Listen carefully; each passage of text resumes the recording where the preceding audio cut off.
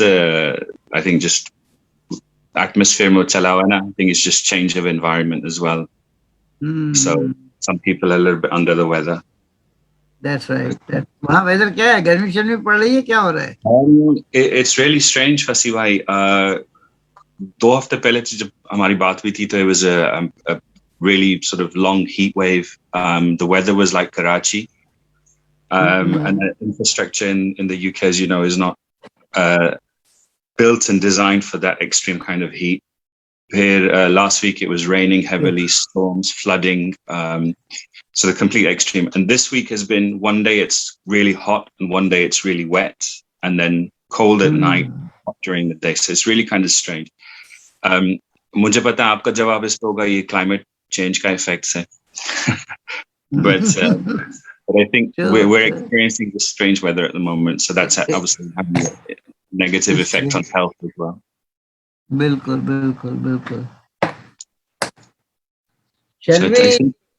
Shall we start the WhatsApp? It's getting 2:30 already. Bilkul. I think Ayesha is on the phone. Yeah, and Ingrid is here as well also. I believe Ingrid is there. Yeah, Ingrid is there. Assalamu alaikum, Ayesha Khan. Yep. Ayesha is also here. Assalamu alaikum. Good morning or good afternoon. Good afternoon, Ingrid. Good afternoon, Ingrid. Great. Okay. So if everyone's comfortable, we'll begin. And as you will have sort of been communicated through our ops note, this is a very casual conversation amongst friends. It's not a formal interview or any sorts. And Humayun Bhai knows he's been on one of these sort of sessions before. So it's very much about just understanding your lay of the land, the area of work that you're involved in, but more so trying to get a deeper understanding of some of the things that you've had to experience and the journey that you're taking in advancing the SDGs. So we'll cover those as well. But just make yourselves comfortable. If you need to grab a coffee or a tea, please do so as well. And if you need to sort of take a call, even that's fine as well. Okay, so we've got Nida, who is managing Nida and Hira, who are managing the chat box, which I believe is on the right-hand side of the Zoom screen. So if anyone's got any comments or questions, including our panelists, then you can do that in that box there. Okay, so Bismillah ar-Rahman ar-Rahim. Welcome everyone to this live in-session, in-conversation webinar series hosted by the Global Compact Network Pakistan. I'm delighted to be joined today by some really amazing people doing some great work in advancing the SDGs, and we'll come to those introductions in a moment. This webinar series is part of our In Conversation Advocacy series as a response to the UN Secretary General's request for companies and organizations to advance the SDGs. This is our 8th In Conversation series, and today we're talking about SDG 8, decent work and economic growth. We'll be hearing from our panelists on their unique insights, their journeys, and the best practices that they've been adopting in advancing the SDGs. For everyone listening in online right now, and later on the recorded session through our YouTube channel, if you are posting on social media, then please do remember to use the hashtag #UnitingBusiness. If anyone has any questions or comments, including our panelists, you can post them in the chat box, as I said just a moment ago, and Nida and Hira will pick them up, and we'll try and incorporate that, into our conversation. And as I said earlier, our conversation really is very much that. It's a conversation. It's just not a debate or a discussion or a formal and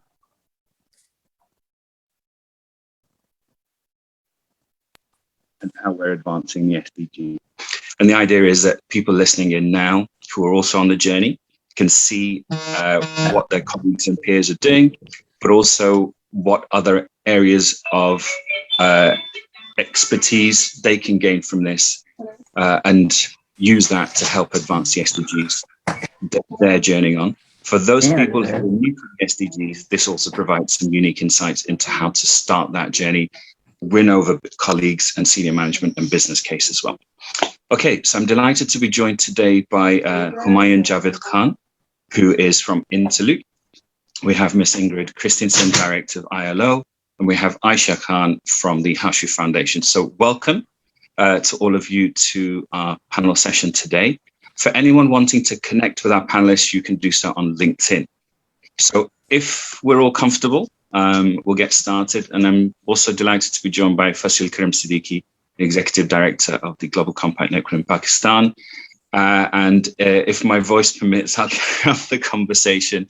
Otherwise, Fasil will be jumping in to continue and ask those questions. Ingrid, I'd like to just jump across to you first, and just because you come from a slightly different perspective, you're not traditional corporate. Most of our In Conversation series sessions traditionally have people from the private sector, and they give their journey on the SDGs. I'm keen to take your insights from the sector that you represent, and what's been your experience in moving from humanitarian work, advancing human rights, but now looking at it from an SDGs perspective, and also any kind of top tips along the way as well that you could share with our colleagues and listeners in from the private sector who may wish to align with some of what you're doing. So, Ingrid. Thanks very, very much. And thanks very much also to Fasil Karim Siddiqui for inviting me to this chat here. I'm really excited because, as you say very much, Subhaiya, that yes, we are not really in the private sector, yet we deal with the private sector a lot. And when we talk about SDG, yes, we are, this is very much part and parcel of our daily work. But I think also both as in the ILO, but maybe a little less, but in the UN, we have been discussing also from time to time, how do we actually engage with the private sector in different ways to also have them supporting that we can work together. It's fully recognized that the SDG cannot be achieved without the private sector engagement. But the question is more, how do we do it best? Because there are different, as I said, you can say there are different streams. Some will think about, okay, funding, but that's also not really, it's also about how are you taking it forward at the enterprise level or whatever. As it's not very formal enterprises, but can be informal as well. And the other question I have sort of is, and that's the reason why I really am very interested to listen today, is what can we do to work better together? We work a lot together with the EFP, but how do we actually, you can say, also reach the common enterprises sort of we cannot do that individually, but are there something that we could do better on that? So these are things I would like to also hear a lot about. I take it that you all sort of are familiar with the ILO's as a mandate, but just to refresh, that is the UN agency that are dealing with the world of work. And we are promoting the decent work for men and women all over the world. And it's not only the formal economy, but it's also informal economy, rural economy, etc. And we have 187 countries that are members. And one of the things that makes us special compared to our other UN agencies is that we are tripartite. And that also means that we right from we were established back in 1919, meaning we celebrated 100 years 2 years back, have been working with employers organizations and workers organizations and also enterprises, typically through them, but also it can be through other means. So it's part and parcel of our work. But as when we talk about the SDG, then we are it's also a different layer. So what are we doing here in Pakistan? As I just quickly mentioned, and I hope sort of it's relevant. Otherwise, just come back and ask. Sure. But in you can say in Pakistan, so we are guided by, I would say, 3 frameworks basically. We have the UN Sustainable Development Framework, and that also includes the SDG and sort of as the global level. but at the national level, that is implemented through sort of a framework of the United Nations Sustainable Development Framework, where we all chip in. But in addition to that, the ILO also has its own framework that in a way is aligned with the UN Sustainable Development Cooperation Framework. But the SDG is also it's the modality, it's the framework under which the ILO implements in the country. And it's not something that me and my colleagues, we sat developing in the office in Islamabad or wherever we did that. When we are developing the Decent Work Country Program, we do that through a lot of consultations. And we are just starting up on the next phase. And so there is a very good opportunity also to chip in there. But that is developed in close cooperation with our partners. And the Decent Work Country Program we have is also signed off by employers federation on behalf of the employers, and the Pakistan Workers Federation in Pakistan on behalf of the workers, and the Ministry of OPHRD, basically the Labor Ministry, is signing off on behalf of the government, both the federal and the provincial governments. So as right now, the priorities that we identified some 5-6 years back concerned as a decent work in the rural economy, both as a job opportunities, but also as a, you can say, protection of workers, fundamental principles and rights at work. And so this is one area. And we are, among other things, and working with the EFP also in that, is to look at the current growing communities. This is really rural economy. It's private sector, but it's maybe not the private sector. It's not maybe the corporate sector. Yeah. And but they are also private sector, and the issue is prevalent there in terms of, you can say, all fundamental principles and rights at work. That again are the 4 areas, labor areas, that are identified in the Global Compact.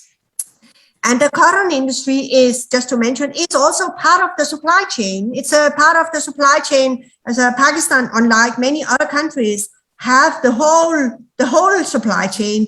You are growing the cotton and you are exporting the cotton products. So you have the whole supply chain, and you even have buyers also here in this country.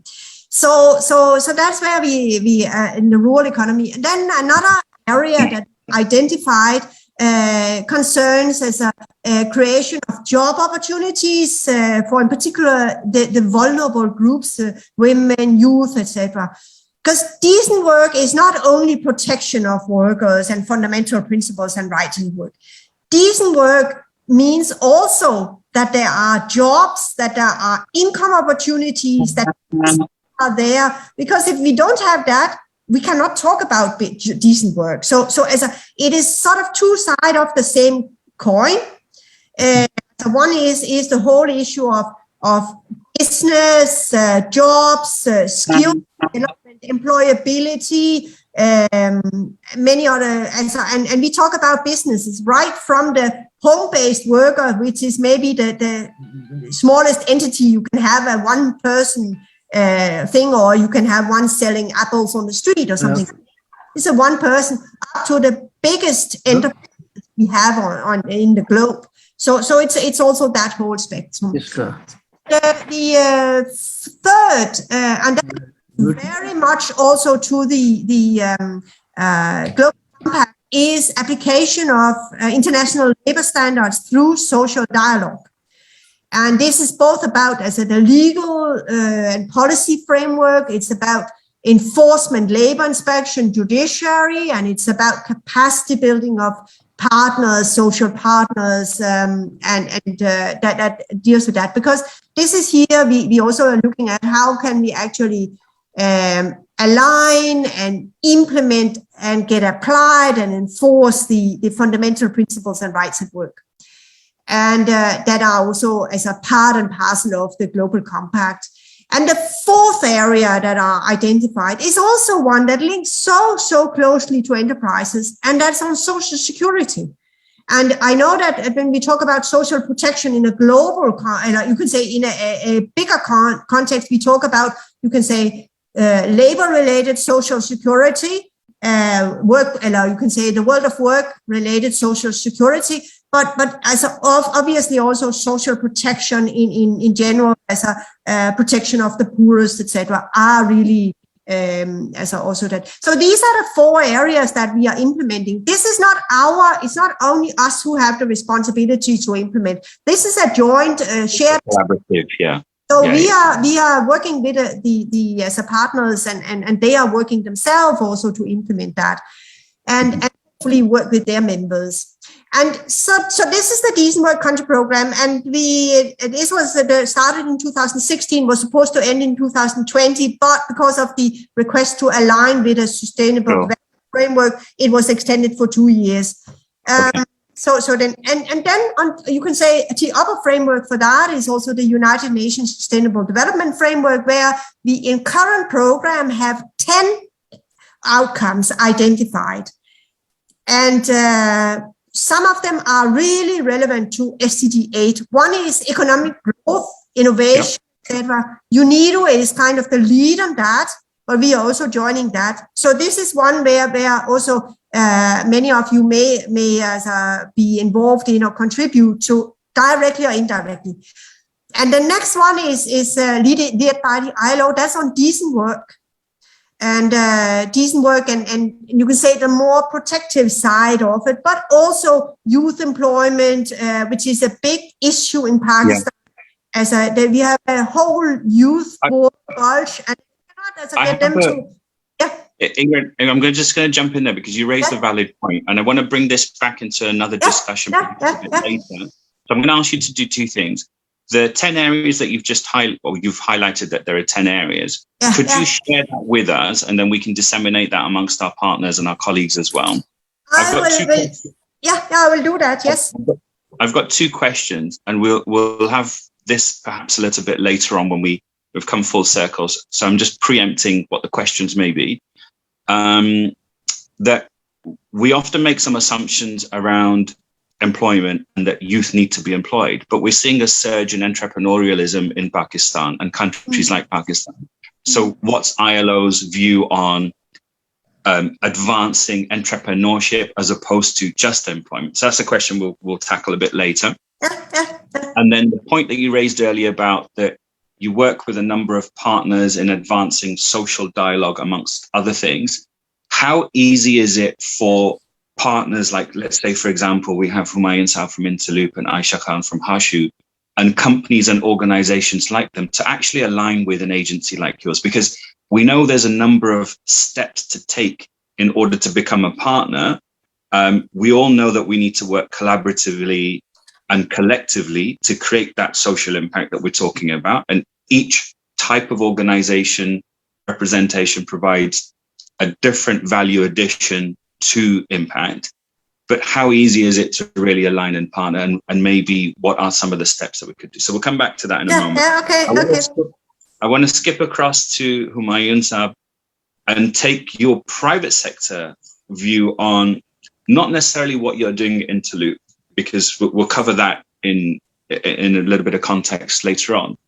But how easy has it been for you to work within this SDG framework that we're talking about as an organization? How easy has it been, or difficult has it been, for you to convince other people around you that this is now really, if you don't adopt the SDGs, you're either in or you're out. And if you're out, you're going to get left behind. So how does it impact your area of work and the business that you're in advancing the SDGs? And what have been some of the opportunities or the challenges in advancing that? Come on, sir. Thank you, Zubair Saab. You see, a lot to talk about, but we have limited time. So, you see, when it comes to our organization, and I'll talk about from our experience. See, when you talk of SDG 8, it's decent work and economic growth. This is somehow aligned with our company's mission, which is to be an agent of positive change for the stakeholders and community. And being an agent of positive change for the stakeholders and community is by providing, decent work. by creating opportunities for people. And this is not limited to adults, but also to younger people and those areas which are left behind in terms of those sections like women and people with disabilities. So what we are doing here is, and there have been many challenges, growing from an organization from a few people to a few hundred people to 25,000 plus, over these years. It has been a quite interesting journey and challenging as well. But you see, the most important thing is, how do you handle that? How do you involve people? How you engage them?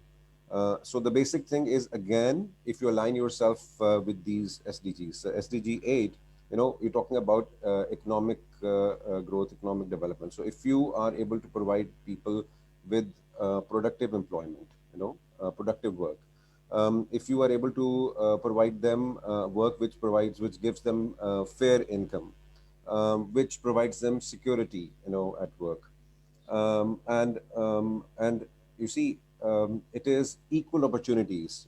There is no difference of handling people. It's whether it's women, men, different levels, you or treat them equally. So and diversity, bringing people in from all walks of life. So these are not things to be put on paper, but they're actually being practiced Sure. as an organization. And that's how we find ourselves aligned with this particular goal, where we have been able to provide people that security, that productivity in the jobs. And let me give you some examples. For example, Please, sir. it is important to bring in women, create opportunities for them. And the biggest issue for women who want to work is transport in our country. So if you arrange safe transport, if you arrange pick and drop from their place to from their homes to workplace, it makes them easy to come to your organization and work. If you and at our organization also, when they come and work, our key attributes that we do at our organization, the key principles that we have, how we manage our HR, is respect for people and continuous development. So respect for people. When people find a safe environment to work in, when they find opportunities to develop themselves, grow personally and professionally, which we provide here, that's how you can involve people, engage them, bring them in, give them decent opportunities, equal opportunities, and engage them. That's how they get involved, engaged, they perform well. Sorry, Humayun, so I'm just jumping in. We're having some questions. And so the question is that process to embed your kind of mission of making things easier, is that process easy when you talk about HR and other, because then you have to have policies. So जैसे उर्दू में कहते हैं कहना और करना दो अलग चीजें. So it's easy to say perhaps for business that yes, we need to do this, we should do this, this is our moral duty, and it's the right thing to do. But is that process easy? Has it been easy for you to get policies in place and then the relevant functions and departments and divisions behind you? Or could you just explain perhaps that area as well? Yeah, sure. You see, it's not easy, but you always have to, put in some ways of doing it. And, you need to bring in professionals. You need to design your policies and procedures. So when we started as an organization in the beginning, there were few people, and there were not that much laid down policies and procedures, but we developed them on the way, and we brought people in who could do it for us. We could organize things. We could follow, and we are following. We develop those procedures and policies which follow the local norms, and also we try to bring in and learn from international best practices. So looking at them, how other companies are doing, how other businesses are being managed, and then bringing in those professionals who can actually design those and then put them in practice. That is how this journey has been, over the years. And have you found the SDGs generally a value addition to your business? I hope the answer is yes, a profounding yes. And if there are people listening in who are in the similar kind of industry to yourselves and are thinking, how do I make... So one of the questions we've had in the past around this is, how do I make the work environment conducive to deal with diversity and inclusion. So having people from less educated backgrounds, less technical backgrounds, and obviously extending that to women as well. How do you make that transition if your business has always been traditional, functional style, where I'm going to use manufacturing as an example, where it's male dominated or male orientated in terms of the work structure. I don't necessarily mean management. How have you managed to tackle that to create that wider diversity and inclusion? First of all, the answer is yes. So the thing is, it's not cosmetic anymore. The things that we have to do, whether it's managing diversity, whether it has to manage inclusion, whether it has to bring in equality, if we have to do learning and development, or it's from taking care of the environment and conditions. It is important. It's mandatory now. It's not cosmetic anymore. If you don't do this, you cannot progress forward. And as they say, this is a decade of action. So this is the decade of action. This is the time of action right now. One has to do this. That's imminent. Now the thing is, how do we do it? And we've often said, when we had our last conversation as well, when you're over in Karachi, that the SDGs provide this beautiful universal language that we can all learn, and we know it will take time. We have this 10-year runway, as it were, to obtain that knowledge and information, but also to work collaboratively. Humayun, I'm going to come back to you with a few more questions and give you time to percolate some of the things that we're talking about today. I want to move across to Ayesha, if I may.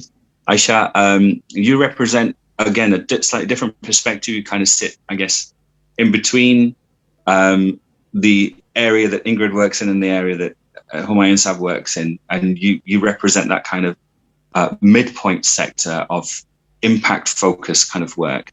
I just want to ask you a couple of questions, perhaps, in terms of what steps your organization has taken to advance SDG 8, but also how government can help in achieving SDG 8. And then we'll kind of, frame a couple of questions that we've got coming in on the chat box as well around that. Okay. Assalamu alaikum to everyone, and thank you very much. Thank you for inviting me to share our experiences, as well as to. I have shared. I have a PowerPoint. I will come to your question quickly, but if you allow me, the PowerPoint, it has photographs, and it will share the journey and also answer some questions. I don't know if you can see it or not. Javed? We can, but if I could ask you to run through the slides quickly.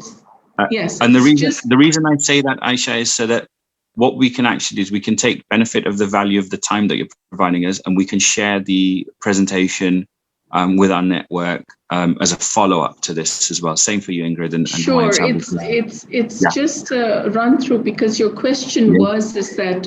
Sorry, if you could repeat it also, is that what has Hashoo done? First of all, in order to answer that question, I have to clarify that I have I wear two hats. So I'm actually Chief Sustainability Officer of Hashoo Group Hotels. Can you hear me? Yep. Yeah. Okay.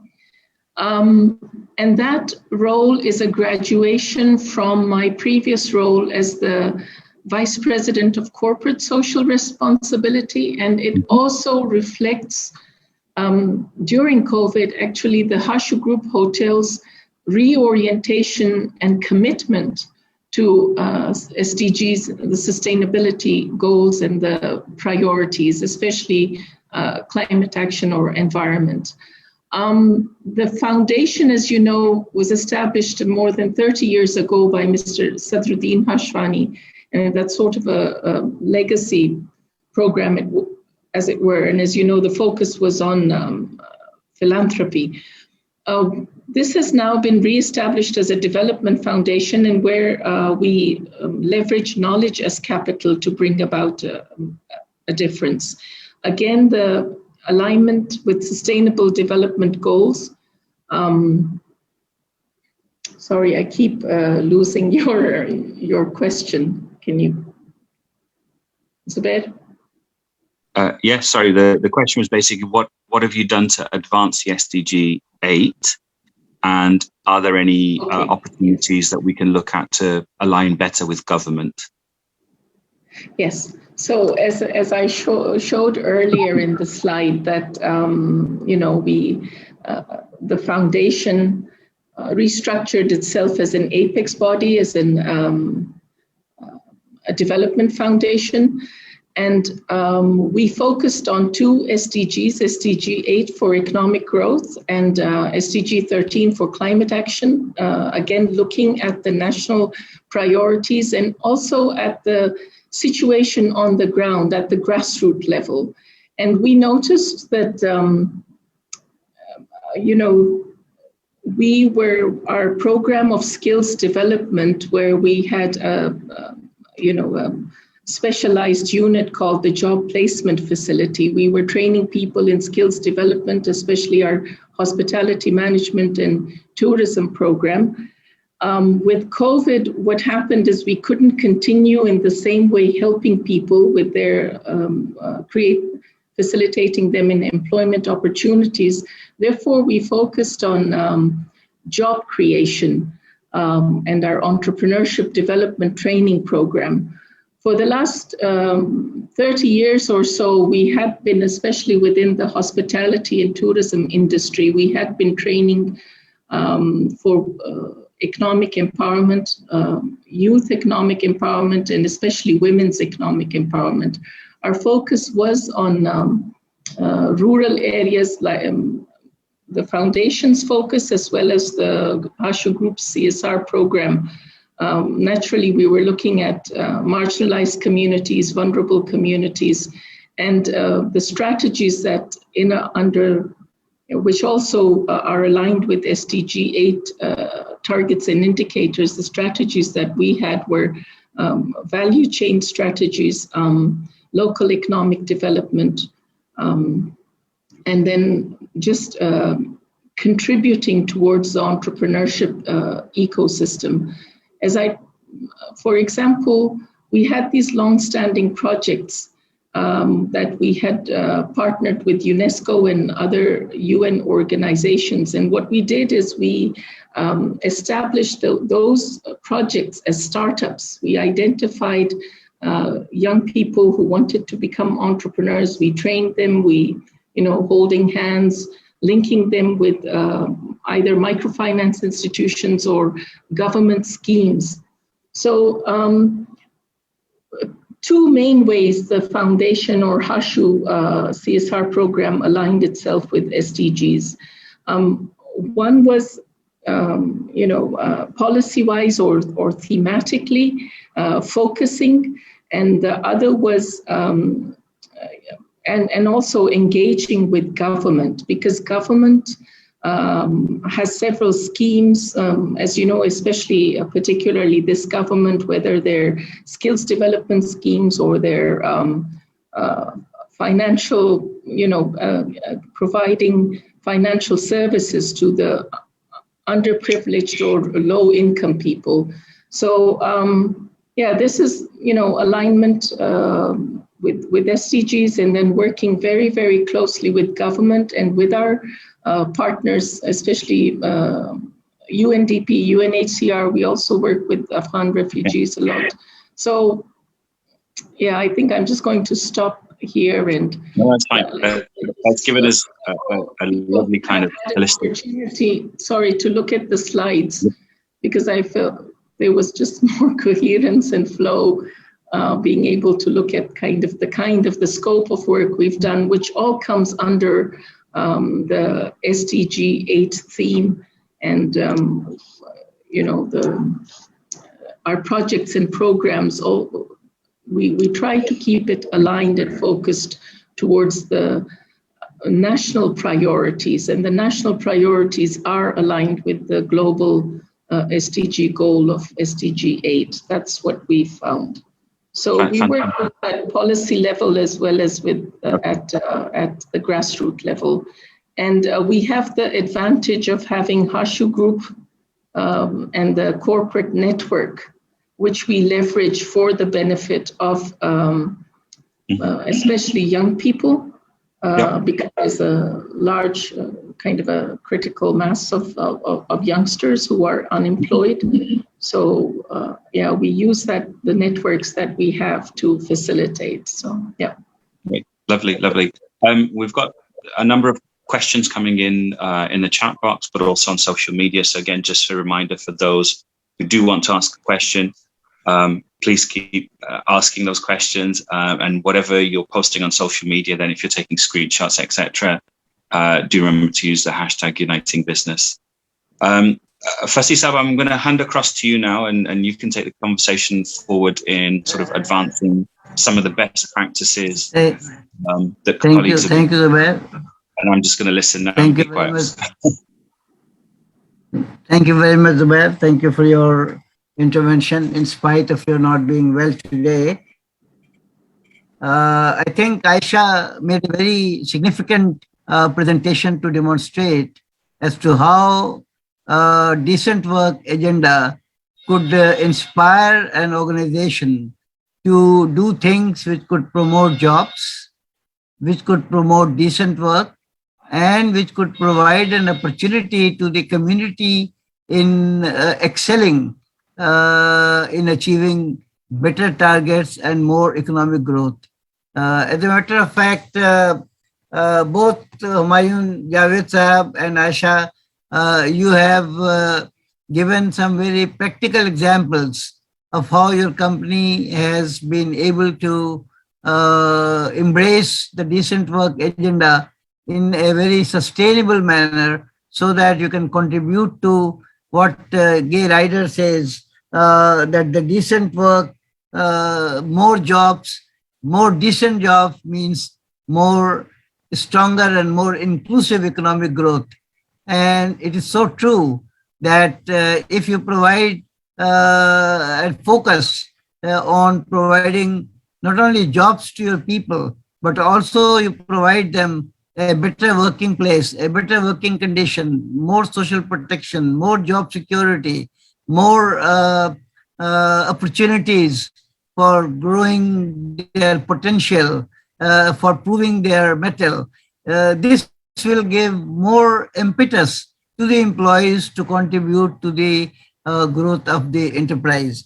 So I think the two examples before us have plenty to contribute to the idea that if individual enterprises can do a lot in promoting decent work, how could collectively the industry could promote decent work? And that's the question that I would now like to raise to our distinguished panelists one by one. First to Humayun Sahab.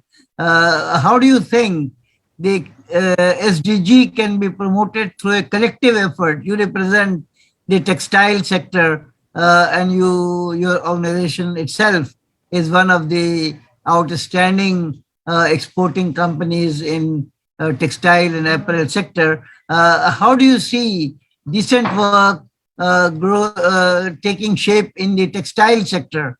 And what are the opportunities which are available to the industry in promoting decent jobs and promoting skills which can cater to the needs of future of work? Javed Sahab, would you please like to throw some thought on this? Yes, sure. Thank you, Fasi Sahab. I think a few things that come to mind are, when you talk of creating job opportunities, we need to see that because of this pandemic, people have lost jobs, people have suffered. A bigger problem has been that most of our youth, and our youth is around, over half is 65 million who are out of either, learning or out of jobs. Similarly, the women of our country, they have the minimal participation in the job market in the region, probably 22%. So I think what we need to do is create opportunities for them. So what can be done, and Ingrid in the beginning mentioned about working collectively. So individually, for example, and I'll come to individual and collective both. So, for example, individually, what we can do is, as far as Interloop is concerned, and being part of the textile sector, for example, our next vision 2025, the next 5 years, we plan to double our turnover. And with that, there will be a lot of investment into infrastructure, and there will be lots of jobs, you see. So thousands of jobs to be created as there are opportunities to grow as an organization. But you have to plan correctly. So what we see is creating thousands of jobs, not only that, but taking our women participation also to 30%, which means around 5,000 jobs just for women in the next 5 years in just our company, you know.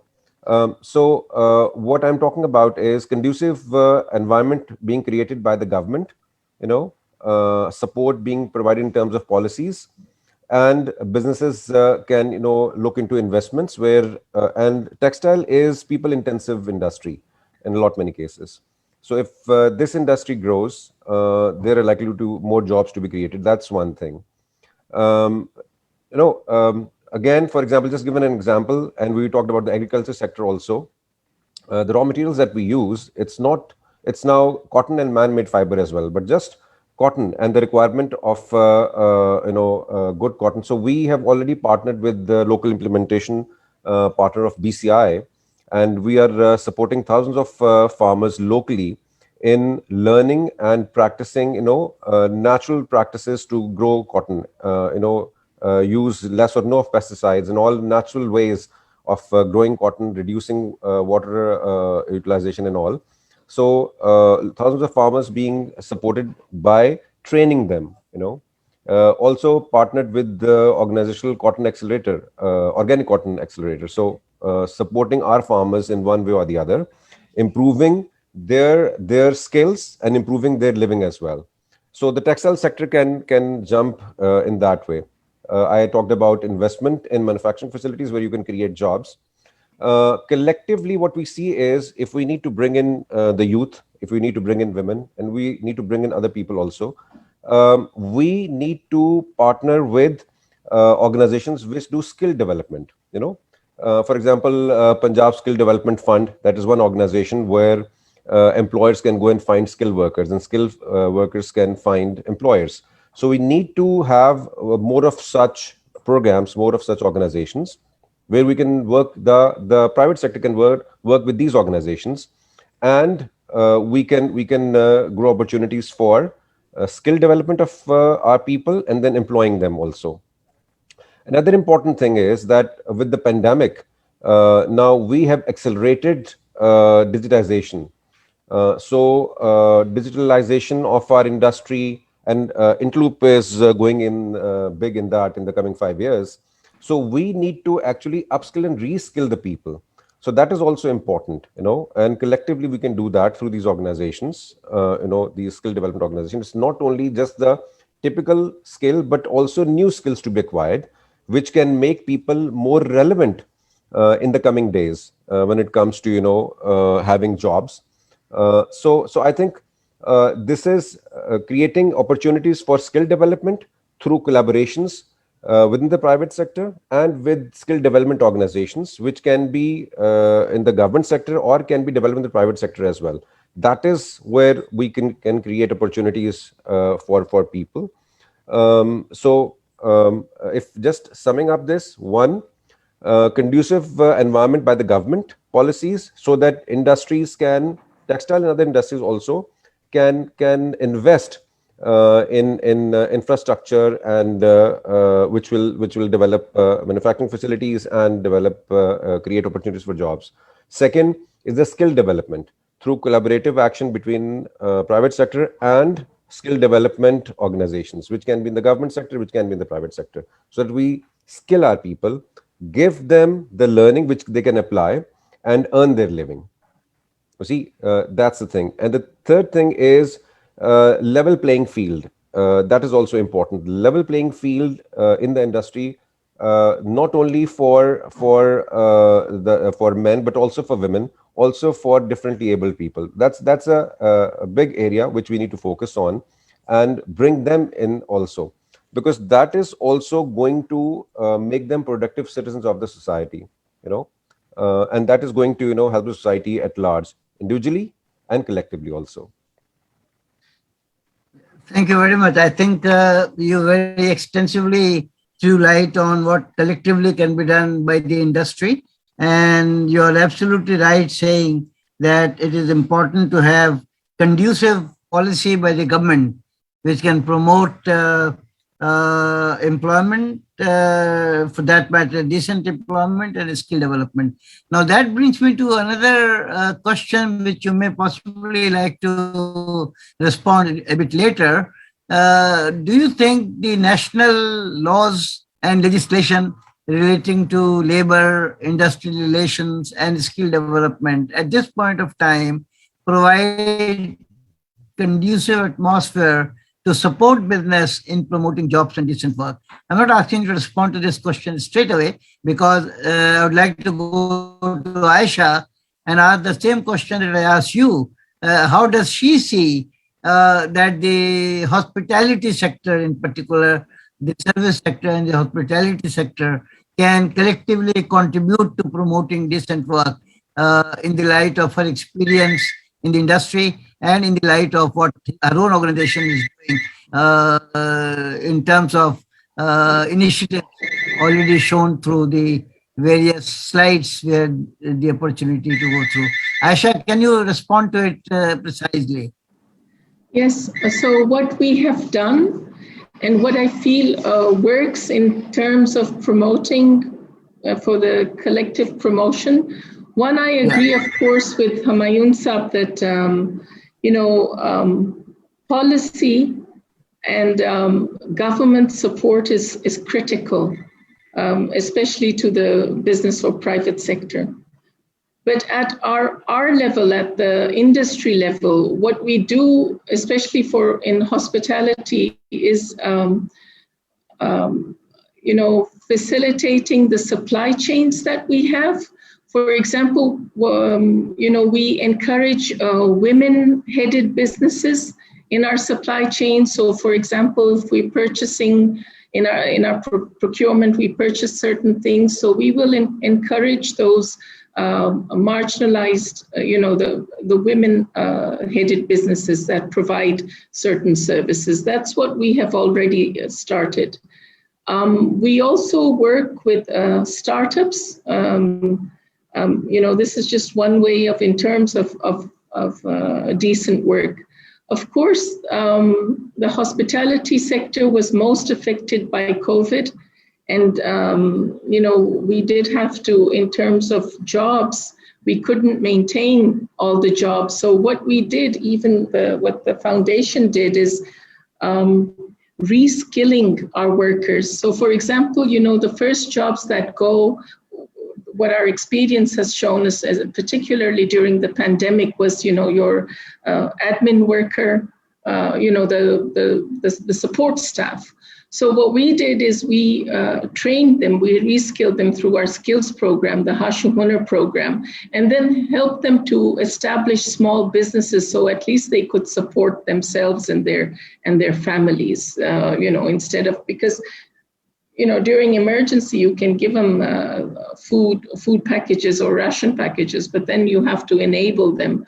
So these are sort of the two main things that we've done and that can be done in terms of a collective effort.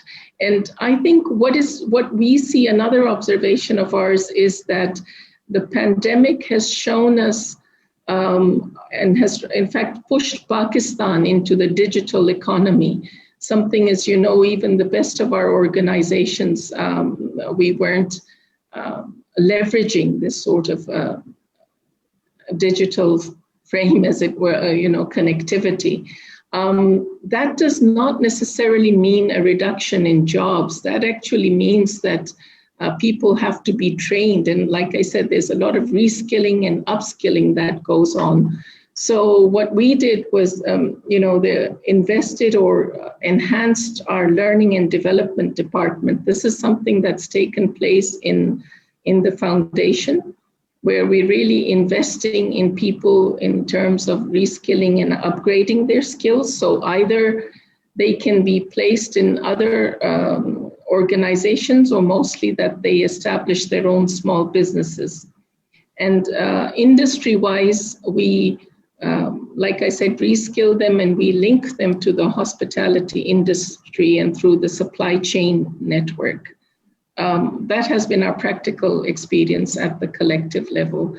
At a larger level, like I said, I agree with what is being said that, the government has provided a lot of incentives during the pandemic to the construction industry and to some certain industries. Not so much, I feel, again, this is my opinion, not so much to the hospitality and tourism industry. I think there is so much that can be done in different ways. Yeah. So these are my thoughts. Thank you very much, Ayesha. I think the two champions of decent work practices have shown ample evidence to demonstrate that collectively a lot can be done. I want to come back to Ingrid with a question. How, after hearing the two champion companies in the private sector, what they are doing in promoting decent work agenda, how do you see the role of social dialogue to promote decent work at a national level and at a more macro level, so that a climate can develop to persuade organizations to pursue the path of decent job and decent employment? Ingrid, would you like to? I can try. But I think that first of all, I would like to welcome these two, you can say, examples from an NGO sector and then a private sector.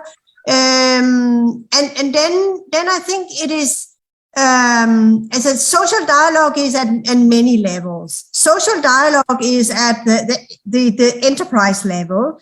So I say this is one level, and even the tiniest one, if you are two at the enterprise, you can have social dialogue. If you're only one, you have to speak with yourself, but that's maybe a little bit.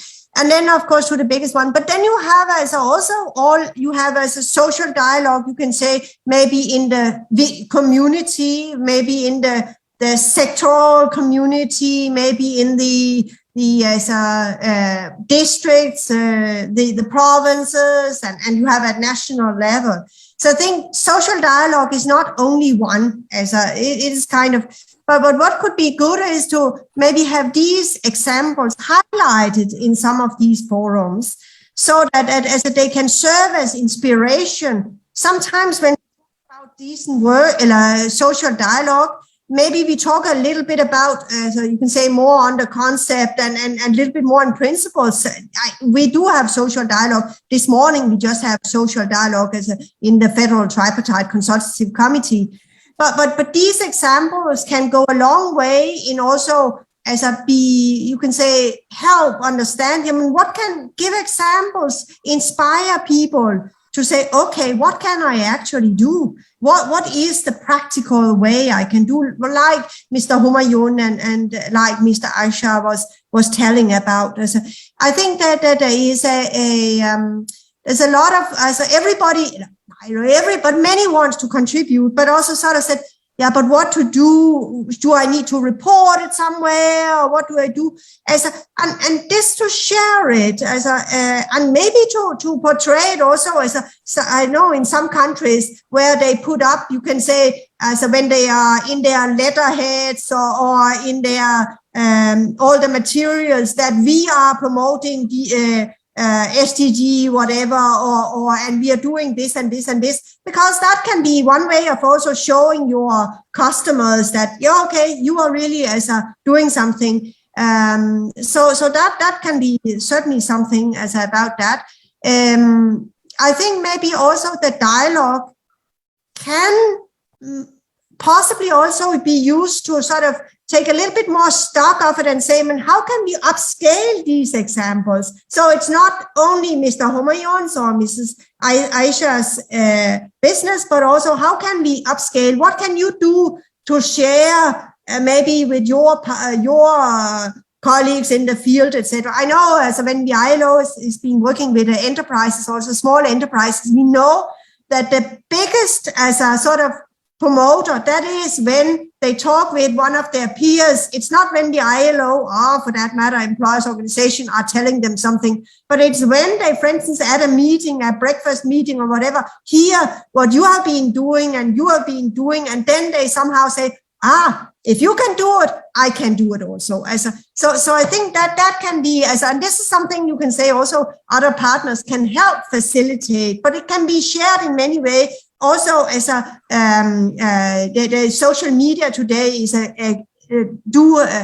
the possibility to share, but perhaps there is also a need for this social dialogue to sometimes take stock of it and say, okay, how can we take it to the next level? Because it's easy to share an example of, we have assigned 5 people and they're all women, etc. And this is very good. Or these are young people that we have 10 internship, etc. But what would be interesting to see is also, did it help further on? What about 1 year down the line? Were the 10 young people still in employment somewhere? Or do you just have another set of 10 people? Or the women, have they really had the opportunity? Were the things to be adjusted? So I think that could be maybe useful to discuss that. And that maybe, let me just also answer one of the things that were, because I heard that being talked about, youth.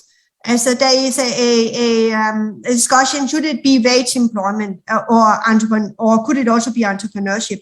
From our perspective, it can be anything. It's not a matter of that it has to be wage or it has to be entrepreneurship or it can be a corporate, you can say a corporation as you do together, or there are many ways to contribute to that. A couple of weeks ago, we had but as the Pakistan Federation organized a meeting in one of the was it? I think it's Bahawalpur, close to Bahawalpur, and there were 3 young ladies who also joined, and from the community. And they sort of got hooked on this whole issue with fundamental principles and child labor. But they would now establish a school so they could help some of the kids that couldn't really go to school because the school was far away. So they would simply make a small sort of informal school and give them some training. That can also be, I know that may not be so much income, but it is a meaningful job in relation to the SDGs. So from our perspective, entrepreneurship is absolutely fine, and we are actually doing quite a bit also on that.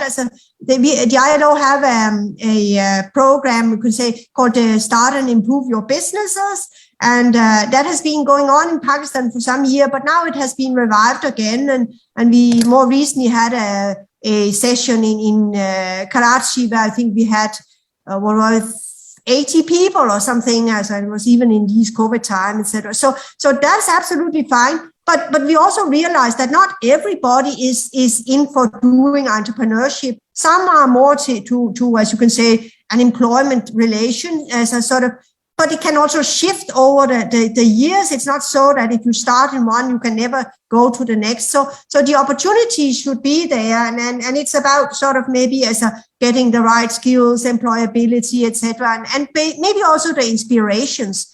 So that's one thing I want to mention about. Also, it has been mentioned that the low female labor force participation rate. That is certainly a concern. But what is also equally concerning in Pakistan is the high rate of what we call NEET.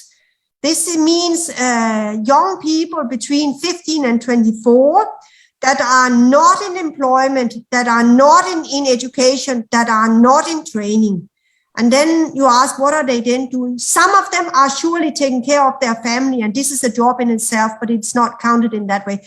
But we also, and in Pakistan, the alarming figure is, in general, the youngsters, men and women between 15 and 24, has about 30%. 30% are NEET, but this covers about 6-7% of men. This is a normal rate. In many countries, that's the rate, because there are always somebody that are on the move, etc. But then you have over 50% female. And this is a concern because they are in a way as also inactive for the country. Maybe they are taking care of the family. That is of course as a very or elderly people or whatever. But we really don't know very much about that. And very recently we had a meeting with Usman Dar, the special advisor to the Prime Minister on that matter. And we talked about as perhaps doing sort of a study on to find out more about who are these young people? Why are they not in education, not in employment, not in training? And what can be done? Because if we don't know about them, it's more difficult to help them. So this is a concern. And the other thing, and one thing that can spark that is, of course, if young people, children have never gone to school. A couple of years ago, we stopped up with a brick kiln somewhere between Kasur and Lahore. And we were in at the brick kiln sector, and there were a couple of boys that maybe went to school, maybe not went to school. But there was a young girl, 16 to 18, 20 years old. She started crying and say, I have never gone to school. And she has, I'm sure she has learned some life skills, but it is not so easy for her maybe to take up a job. As it will require a lot, as also on her part, but also on others. So really, it's about also making sure that young persons, children, go to school, even if they're not child labor. They should go to school, they should learn, because that is the future of Pakistan. And if we waste our youngsters there, we have lost a great asset for the country. So. Thank you very much, Ingrid. I think you have rightly pointed out to some of the opportunities and challenges which are there in the way of decent work. But nevertheless, I think your point is extremely valid, that a lot needs to be done to move to the next level in what is already being done by the private sector and by the partners. While we are coming close to our session, I revert to my last question I put to Mr. Javed, and very precisely, if you'd like to answer, do you think the national legislation or national labor laws and laws on skills provide sufficient space for the climate conducive for growth and employment and skill development? Very quickly, if you can respond. I'll just mention one point, and that will give you the idea. You see, in our country, women can work only in one shift. You see, that limits women employment to a great deal. Where companies are operating in 2 or 3 shifts and women can only come in one, this restricts employment of women, especially when you work in shifts. The shifts change, people move in different shifts, from morning to afternoon to night. So this, I think, if you talk of legislation, this kind of things need to be looked into, and maybe relaxations need to be made where women can be working in more shifts and there can be more opportunities for them to, work for more women and more flexibility. Secondly, you were saying something. Okay, go ahead, please. Okay, so this was one thing that comes to mind. The second thing is, I think I'm not going to comment on the labor laws that are existing right now, but what I would say is that proper implementation of the policies and laws is very important. So unless and until the industry, the industrialists, and they do not implement the laws properly, probably will feel restricted and there will be issues. A very normal thing, a small thing that I will mention is, for example, social security. Organizations don't pay social security, and so their people don't have the privilege of utilizing that as medical facilities. So we pay all that, and our employees, can benefit from that. And that in turn makes them more engaged, and work better. So, but companies don't do that. So the point I'm trying to make here is, if we follow the existing laws, if we follow the norms, and we follow our duty of whatever needs to be done from the industry point of view, I think things can improve a lot with the existing laws as well.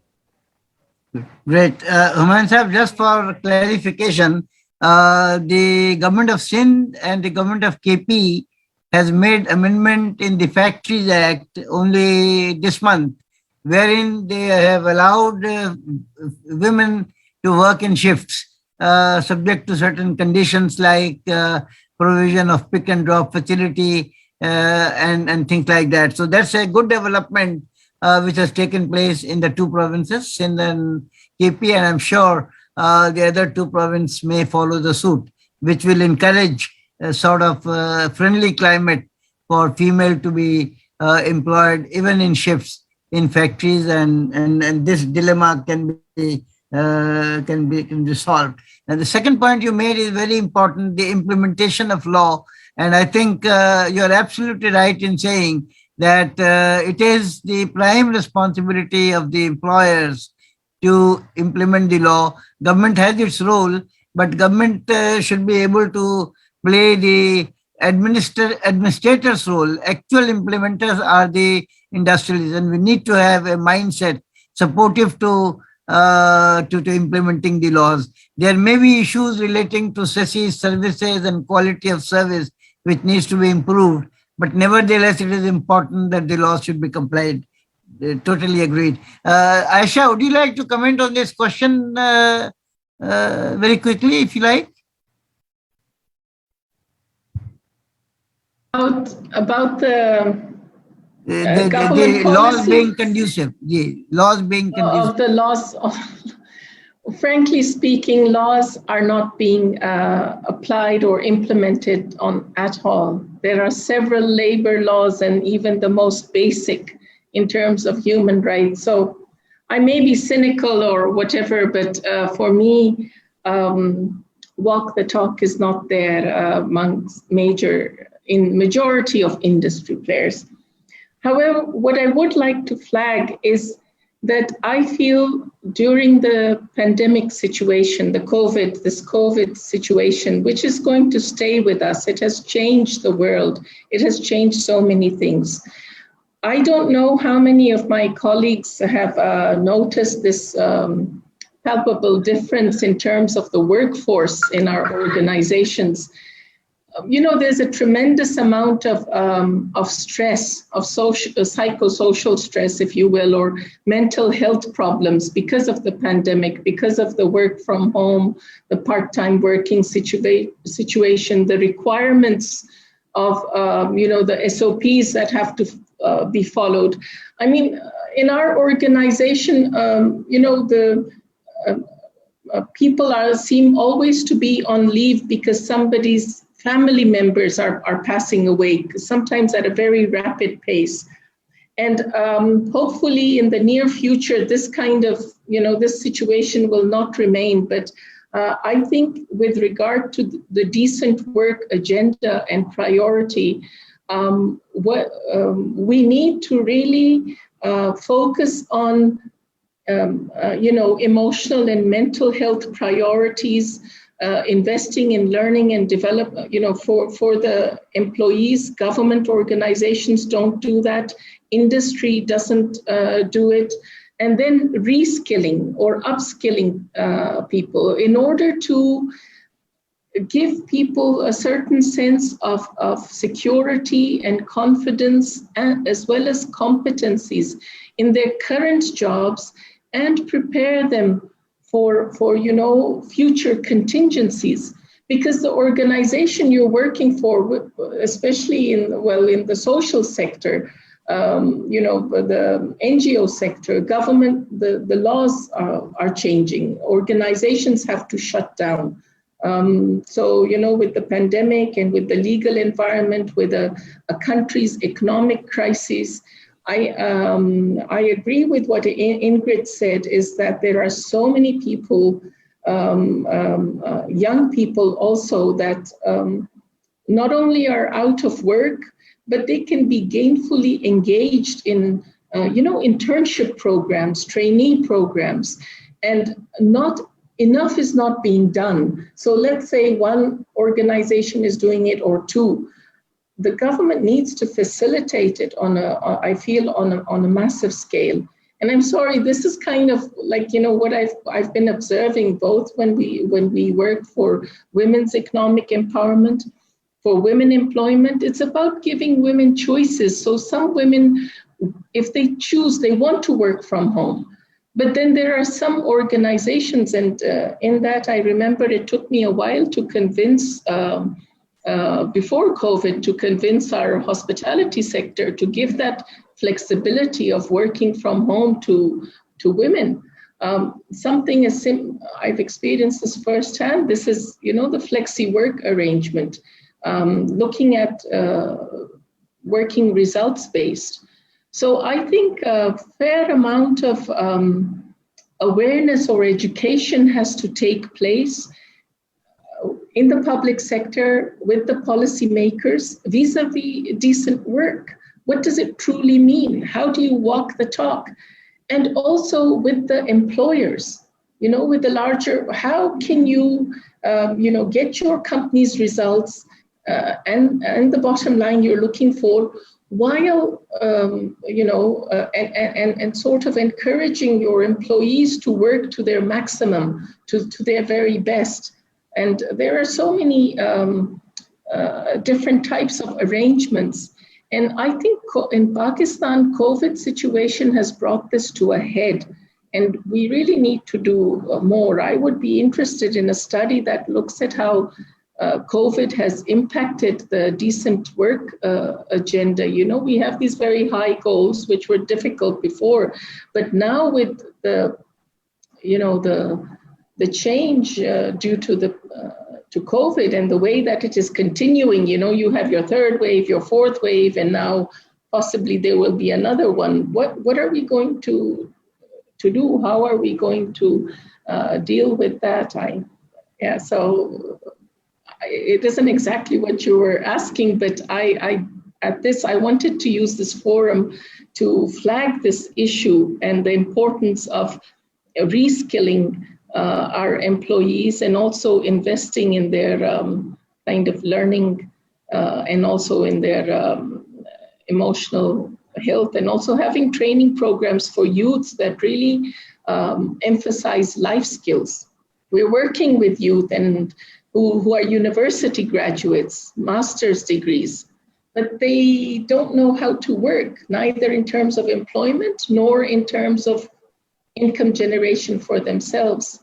So I think that is Pakistan's main challenge, the gainful employment of people, of their engagement in the economic sector, and securing the decent work agenda under the kind of the pandemic challenges and constraints. We can say nice things, but how will government policy, how will they secure this when they couldn't even do it pre-COVID? Basic human rights, basic responsibilities. Thank you. Thank you, Ayesha. I think in a very short time, you have conveyed a very strong message too. And it is extremely important. One thing that comes out of the discussion is that even the compliance with the labor laws would mean initiatives to promote decent work. If the employers comply with the labor laws in full letter and spirit, this will in itself improve the level of decent work in organizations. The second important thing you have pointed out is that there is a need to review as to what legal framework needs to be developed to cover the new normals as a result of the COVID situation. As for example, how to define work from home. As for example, what should be the rules for work from home, and digital application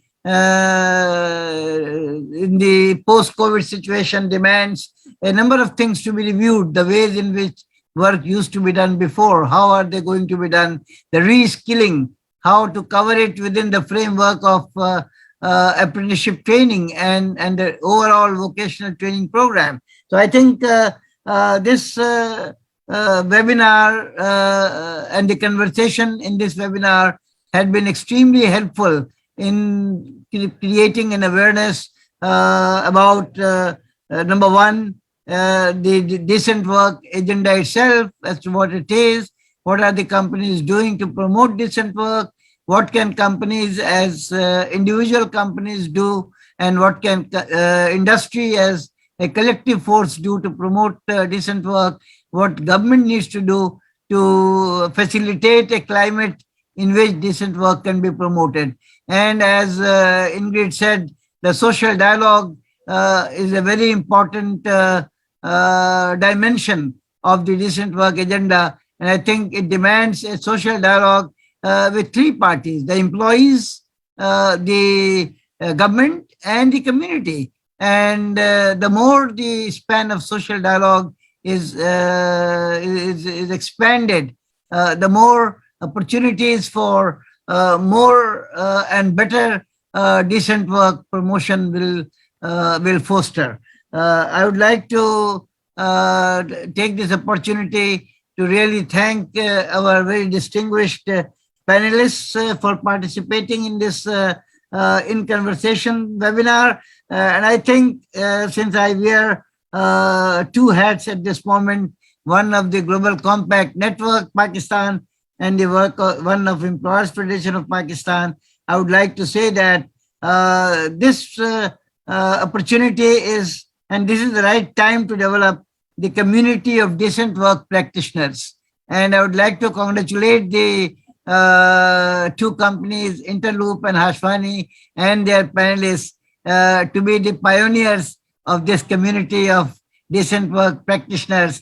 And we would like to grow it now into a platform in which we can include more and more companies to share their best practices and to work as models so that these examples can be replicated in their unique form in different organizations in different ways, individually as well as collectively. I can also say that Ingrid Christensen, in her capacity as the director of ILO country office, is the custodian of ILO's decent work agenda program in Pakistan. And she has been very wonderfully steering the process of decent work country program through its three phases in Pakistan. And I'm sure her assistance to enterprises and to employers, bodies and organizations are going to contribute a lot in seeing to it that decent work really finds its very true shape and color in Pakistan. And some of the apprehensions and challenges which she has pointed out are rightly addressed, not only by the private sector and government, but by the entire community of decent work practitioners, in order to see that this sustainable development agenda is not only a cosmetics, it is possibly one of those very important agendas out of 17 SDGs, which can change the destinies of nations, and which can change the composition of work, and which can change the importance of work and workplace in the lives of people, and how they can improve their standard of living, and economic growth could be the natural consequence. So I would like to once again thank our distinguished panelists and participants who were enthusiastically taking interest. We had a registration of 100 plus participants for this training program, but I can see that due to technical and many other reasons, sometimes it becomes very difficult to appear. So what we are planning to do is the video of this program, if possible, could be shared by member organizations so that the widest possible dissemination of the ideas emerging out of this in-conversation webinar can be done, and the best of the benefit can be achieved. So once again, thank you very much, each one of you, for your participation. We look forward to your active engagement in our subsequent in-conversation webinars, which we are holding every month, in the first week of every month, taking one SDG after another to create awareness about the SDGs and to make it sure that we can able to assist the government in achieving their targets by the year 2030. So once again, thank you very much. Looking forward to see you soon and see you again in other programs in person and online. Thank you very much once again. Thank you very much, Fasi Saab. Thank you very much, Zubair Saab. And it's a pleasure connecting with you, Ayesha, Ingrid, with you. And I think the points that have been raised are really great. The important thing is to push this, in the form of some agenda, where I think, although it has been covered, but just to emphasize 2-3 things, what Ingrid mentioned about educating the youth, I think that's very important takeaway. We talked about creating opportunities for learning and development for the youth so that they can be employed in the new norm. So upskilling and reskilling, I think that's very important. And the third thing is about creating how to create this, a collaboration with the skill development organizations and the companies also developing those skills as to how to develop those skills. And I think government policies in making environment conducive for the business so that more job opportunities, private sector can invest and more job opportunities can be created. I think these are the 4 takeaways which we need to forward. Thank you. Thank you. Ayesha, any last word from you? Thank you. I'm good. I want to thank you. This is an excellent forum, and I agree that we should take it forward, as you mentioned, a community of decent work practitioners. Yeah. So we need to work together collectively, and I look forward to doing that with Ingrid and Humayun and anyone else over here who would like to do that. I think the main message is, as I said, of reskilling, and of really, as you very well articulated, regarding the digital applications and the new normal, how do we work under the new normal? That would be my very kind of underlined message. I think we're not thinking enough about that because there is a new normal that we have to address in terms of... Any last word from Ingrid, Ingrid, please? Yeah, true. Ingrid, are you there? Thanks very much. I also think that has been very inspiring also to listen to that, and thanks very, very much for that. There was a question about partnership. I think this is, our formal partnership may be a bit more restrictive and followed by our governance, but as a governance structure. But we partner with a lot, and this is an example here where we partner, as you can say, it's a kind of a collaborative effort. So that's the many on all levels that we are doing that. So have a good afternoon, all of you, and thanks very much. Stay safe. Likewise. It's COVID time. Stay safe. Thank you. Take care. Bye-bye.